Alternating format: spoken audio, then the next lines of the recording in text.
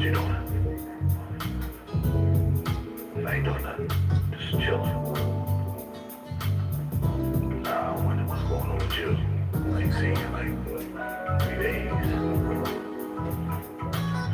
Sometimes I'm texting and talking on the phone and stuff, you know what I'm saying? Just trying to get at you for a minute. Crazy. Alright, I don't know what text is. Don't text me. Just call me. Smile at me, I feel when you get over there, right? so high. Yeah. Touch me, I'll be over there in a minute. soars right to And the sky. that perfume you put on. What is Some of poppin'? that honey bath. Butter. Bath wash. Holla at you, boy. What's going on? Roger D. Cool coming at y'all back in the studio only because of the video I did last night as a reel. So I figured I'd come back here and be real with you back in the studio about my participating in the music business and other things. I want to thank the Heavenly, as always, for the opportunity to be able to be here at this moment right now to see you guys and to share. Today, as I always do, we're going to, well, not always, but mostly, we're going to share this fragrance. I'm going to share it with you. All right? From the house of Perris, Monte, Carlo. And it's not the X Street. So hold on a second. I got to make sure I get the right notes. Because this is not the X Street. This is the regular. This is the regular. Here we go. This is the regular strength, okay? What's going on? C Money is in the house. Holla at your boy. And we back here in the studio doing a thing. What's going on? Dino is in the house. He know how we do. Bada bing, bada boom. Separate yourself from the rest. Be a leader, not a follower. Stay away from foolishness and keep it heavenly. That's what we do around here. We don't tolerate no foolishness, though. We're not going to do that, all right? So let's pop it off. Main accords: amber, floral, fruity, powdery, woody, warm, spicy, balsamic, sweet, white, floral, and vanilla. Beautiful cat. It's a steel cat. It's not plastic. Steel. Perris, Monte Carlo. You can pick this up. Whatever. I got mine from Bergdorf. Maybe I was at Bergdorf when I got it. We got 5 people in the house. Only one like. Don't get me upset. Nah, you ain't gonna get me upset. I never get upset. Little, but never upset. All right. All right. Did you? All right. That's what's up. Which one you have, bro? Which Perris you got popping off on a pop off? By the way, you listen to the Real Deep Cool CD in the background featuring Patrick Peaker,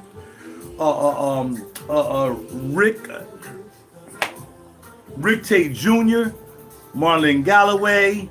We all getting it down this CD. We did the CD a little while ago. In fact, it's one of the CDs I put up for a Grammy nomination. Just to let y'all know, that was also in the reel. All right, let's get with it. On the top, Osmanthus, plum, and pink pepper.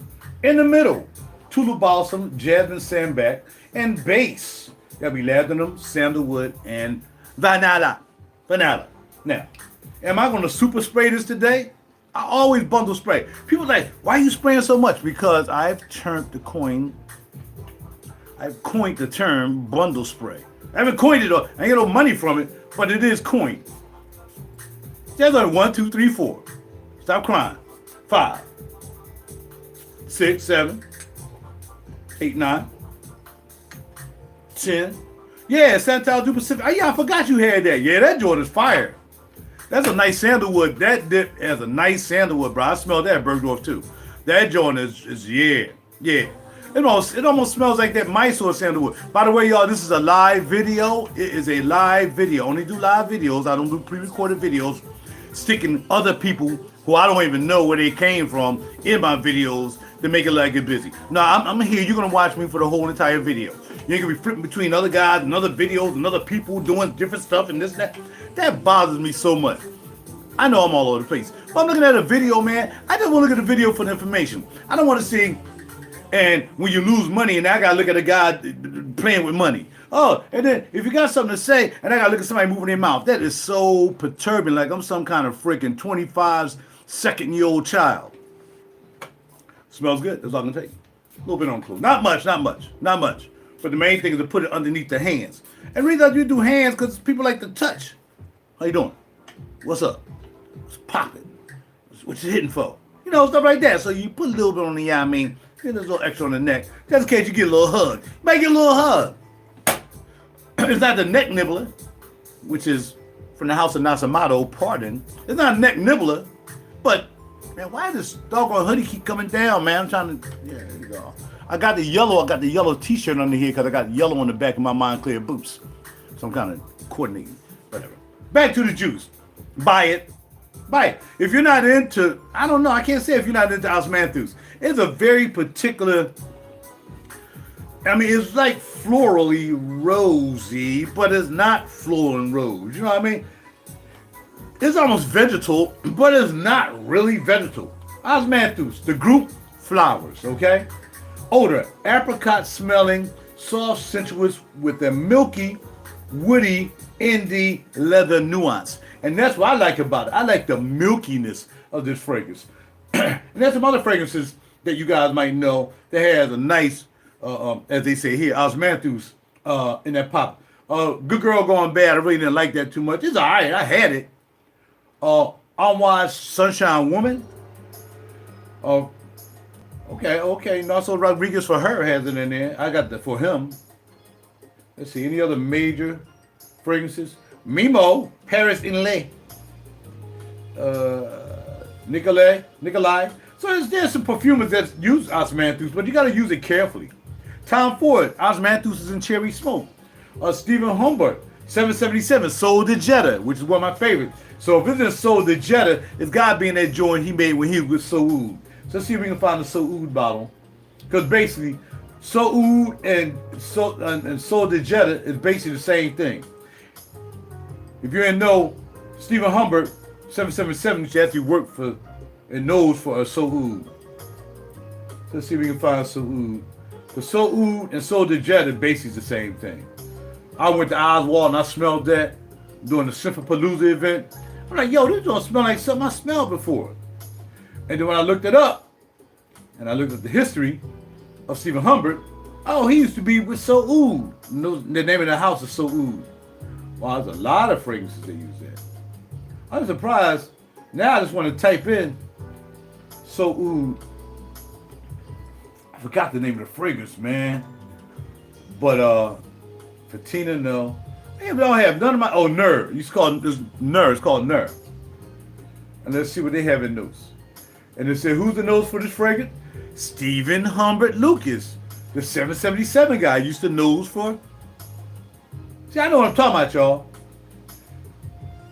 Now, instead of having osmanthus in there, it says osmanthus gives off an apricot smell. Bam. Chamomile, leather, apricot, artemisia, incense, vanilla, orange root, Amalfi lemon, musk amber, and Virginia cedar. I used to have that.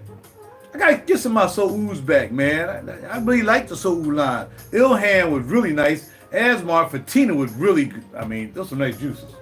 Why did my screen go out? What's wrong with this friggin' holla at your boy? All right, well, we're done anyway. Thank y'all for stopping by. We got 8 people in the house. It's more than I ever had in one sitting. So thank y'all for stopping by. I appreciate you. I have no idea why this computer had to be restarted. Oh, it's probably because I got something plugged in, supposed to be plugged in. Yeah, Fatina was a peach joint. Yes, sir. That was nice, man. I like that peachy. That was popping off. Yeah, see money ass. If the Fatina was peachy, y'all ain't see that. Yeah, that joint was popping. That's it. So now let's get to the music thing. Here's the music thing. I had a gentleman come out of nowhere this morning and said something about blah, blah, blah, blah, blah. I don't know what he was talking about. He said I need to do something. I don't know. All I know is, here's the deal. I've been in the music since I was 13 years old, right? And I've done a lot of things. But when I got out the Navy, I was just really like, I'm going to build my own studio from scratch. I'm always going to have my own studio. And that's what I did. So when I got the Navy, around 1984, I built my first studio. Just a little teeny weeny studio. Nothing like this. And this is one of my smallest studios since I had my biggest studio down North Philly and in East Lane. But, you know, I want to have my own studio. I don't want to go to the studios and pay $125 an hour whatsoever. So I want to have my own studio. So I had to get the money out of my pocket from Scepter and start building my studio, because I was with Scepter, building my studio using my own money. I ain't got no wife. Ain't got no girlfriends. I ain't got no partners. I ain't got nobody paying for this. I'm just paying for this stuff myself, right? And then when I came out with the album in 1998, the Mosaics album, and they gave me the write-ups in the paper and everything, I'm like, yo, I need to go big. I need to go large. I had cats coming down, I had people writing about me in the paper, Hunter and Miss Kimberly Robinson, and they was liking the music. I said, well, I gotta go big now. People recognize me, I gotta go big. So I released the album. Well, I'd already released the album. I said, it's time to start working on another album. But people like, yo, the thing about the music business is I never wanted to be signed to a record label because I don't want them to tell me when I gotta do an album, when you gotta do this, when you gotta be there. I'm gonna give you some upfront money, but you gotta get that money back. You gotta sell this, gotta sell it back. Y'all gotta understand, intricacies of the music business is really not hard. It's like taking a loan. I give you, here's my talent, record label. Okay, we're gonna give you enough money to make your album. Okay, but remember, you gotta give it back. So you better sell. And if you don't sell, then we still gonna get it back. Or you're gonna be a slave. You're gonna do 18 albums for free. I didn't want to do that. I wanted my own studio, start my own record label, started my own company. I'm gonna do it myself. That took investment, and not a little bit of investment. $25,000 worth of investment. I'm paying $25 on a loan. I'm still paying for it because I don't sell enough music. I don't sell enough albums. I do open mic nights. I'm talking about my own open mic nights. I help other artists out. Another ass artist paid me $40. Only asked for $30. That $40 is still sitting there in the studio. Because anytime I make some money in the studio, it's going to sit right there until I gather some money up. But I was telling y'all, people think I'm beefing all the time. Man, it's not beef. This is a business for me. Imagine you having a store, not a studio. You having a store, and you open it up, and you told all your friends about it. And you're selling stuff they might like, but they still gonna come and visit. Believe me, that's what I do for a friend. She sells things, I support her because I buy them anyway. I got a young lady at the job. I done bought like 4 hats from her, $20 a pop. I don't even wear them, but I bought them because I want to support her. I'm a supporter, and I ain't asked for nothing back. Here, give me a hat, blah, blah, blah, here's the money. I do it all the time. Charity, I give away to charity. I'm not asking for anything back. But what frustrates me is, I got a lot of supporters at my job, and that's fine, they got my CDs. My man put a post about a brother who passed away some time ago, and he put a picture up there with him, and he's holding my CD in his hand. He's passed away, he's gone. But he's holding my CD, I'm like, yeah, whose CD is that? But he was real, his name was Emery, real nice guy. People at my job used to come to my open mic nights, my CD release parties, my album release parties. I named songs on one album called The Backlash. About 5-6 of them songs are named after people at my job at Front Rock. That's how I give back. I'm not looking to be rich. I don't want to be a millionaire. I'm never going to be a millionaire doing this. But I got to pay them. I got to pay this stuff back. I can't pay my bills and pay these loans back and stuff I got for this equipment I got to buy to help not just myself, but help other clients out. I work with major artists. Pink has some of my music. It's been a while, but Pink has some of my music. I work with Jazzy Jeff down there doing some stuff down in the studio. My man invited me down there to play some bass whatsoever. And I ain't gonna lie, I came down there, I play guitar. I ain't gonna lie, I think my song was on Jill Scott album. Real talk. But it is what it is. Come to the light. It's like something I was playing when I was down there on my guitar. But we'll leave that alone. Look, been in the Boys and Men studio, helping them with the LL Cool J song, Hey Lover. Bro, I've been around, I've done some stuff, right? And I don't go around talking about it every day. I don't need everybody at my job saying, oh, right, yeah, blah, blah. I don't need that. All I need is the people I'm here reaching out to. My 2,600 people at YouTube, or the 5,000 I got on Facebook, just to download a song. If you don't want to download, listen to it. And just give me some feedback. Oh, right, I listen to that song, I like it. My man, I got staunch supporters at my job. My man Rome, we don't come out with a CD. Yo, when you coming out with a CD? When we come with a CD before you retire? When you coming out with a CD? Adamant about when I'm coming out with a CD. That's crazy. I enjoy that. He's a co-worker. My man Roy Waters, I made an album because of Roy Waters. It's called Two-Faced. And I wasn't going to make an album. Roy Waters was like, yo, man, you need to make an album. And I made the album because somebody requested I make an album. But then, we ran upon all this craziness that went down. I wasn't getting clients back here because of the craziness and so on and so forth. But I still got to pay for this stuff back here. Scepter did not buy all of this. Scepter couldn't have possibly bought all the equipment I have here. My equipment, at some point, is probably more than some of your houses that you live in. Not at this point, because I had to sell a lot of stuff when I moved here to this place. But when I had my bigger studio, I had a house worth of stuff, $200,000 worth of gear. So probably more than that at one time. But I paid with that with my Scepter money. I mean, I had clients coming in when I had the bigger studio all the time. I had all kinds of clients coming through. I help people get record deals. I've helped people get record deals through a friend of mine. Can my man do this? He's trying to get a record deal with such and such, and he got the record deal. I've had guys who are famous right now used to come to my studio when they was young, and now they famous guitar players. I'm played with freaking Eminem, Jay-Z, guitar players. Damn, what should I do, Mr. Raj? So all I'm saying is, man, I've contributed a lot, and all I want to do is get something back. And monetarily, or whatever it is. If somebody say, yo, listen to your music, man, I downloaded a song, I ain't buy the whole album, whatever, that's fine. Oh, then I get from my own friend, I don't know how to download stuff. I'm scared to download stuff. I said, well, I tell you what, why not do this?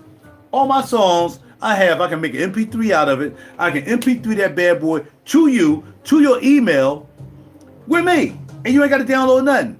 And do you just cash at me 99 cents or cash at me $10? I can't even get that. So how am I supposed to be like enthusiastic about all that I contribute to this business? And of course, being a Grammy member. Grammy.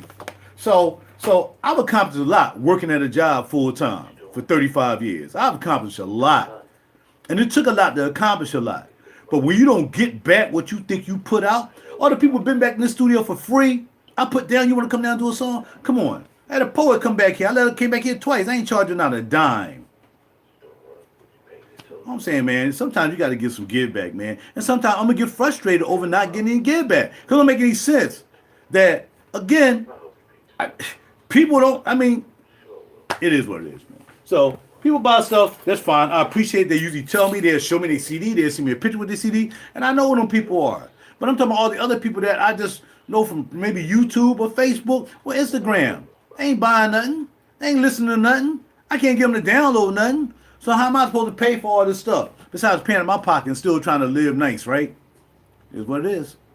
But, Raj, you decided to be the musician, not us. So buy your own music. Well, I'll be able to do that, so I guess. Hey, man, y'all take care of yourself. Perris, Monte, Carlo, Absolute, Dios, man. And hopefully y'all take the time to check out some music, all right? I'll talk to y'all later. I got to go. Bam. I'm out.